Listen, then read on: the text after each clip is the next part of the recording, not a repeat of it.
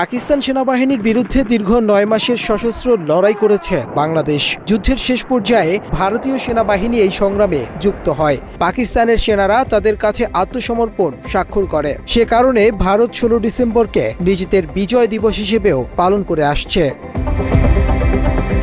তাই দিনটি উপলক্ষে ভারতের প্রধানমন্ত্রী নরেন্দ্র মোদী সামাজিক যোগাযোগ মাধ্যমে পোস্ট দিয়ে স্মরণ করে থাকেন। এবারও ফেসবুকে একটি পোস্ট দিয়েছেন। সেখানে তিনি ১৯৭১ সালের ১৬ ডিসেম্বরকে ভারতের বিজয় দিবস হিসেবে উল্লেখ করলেও পোস্টে বাংলাদেশের নাম একবারও উল্লেখ করেননি।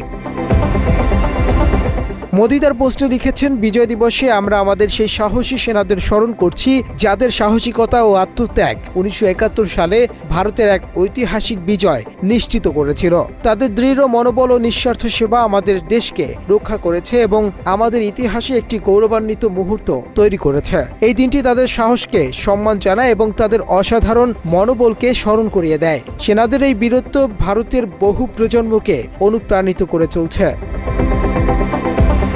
মোদির এই পোস্টের কমেন্টে প্রতিক্রিয়া জানিয়েছেন অনুসন্ধানী সাংবাদিক ইলিয়াস হোসাইন, যা দেশজুড়ে ব্যাপক সাড়া ফেলেছে। সাংবাদিক ইলিয়াসের কমেন্টের উত্তর দিয়ে অনেকেই প্রশংসা করেছেন। কেউ কেউ স্যালুট জানাচ্ছেন, কেউ ধন্যবাদ দিচ্ছেন, আবার অনেকে জানাচ্ছেন ঈদের শুভেচ্ছা।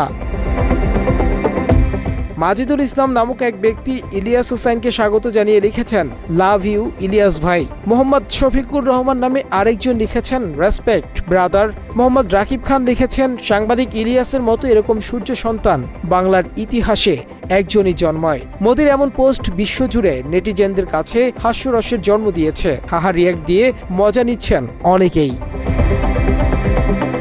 এদিকে মোদির পোস্টে বাংলাদেশ নামের অনুপস্থিতি এবং বিজয় দিবসকে এককভাবে ভারতের বিজয় হিসেবে উপস্থাপন করার বিষয়টি নতুন করে ঐতিহাসিক বাস্তবতা ও মুক্তিযুদ্ধের মূল প্রেক্ষাপট নিয়ে আলোচনার জন্ম দিয়েছে।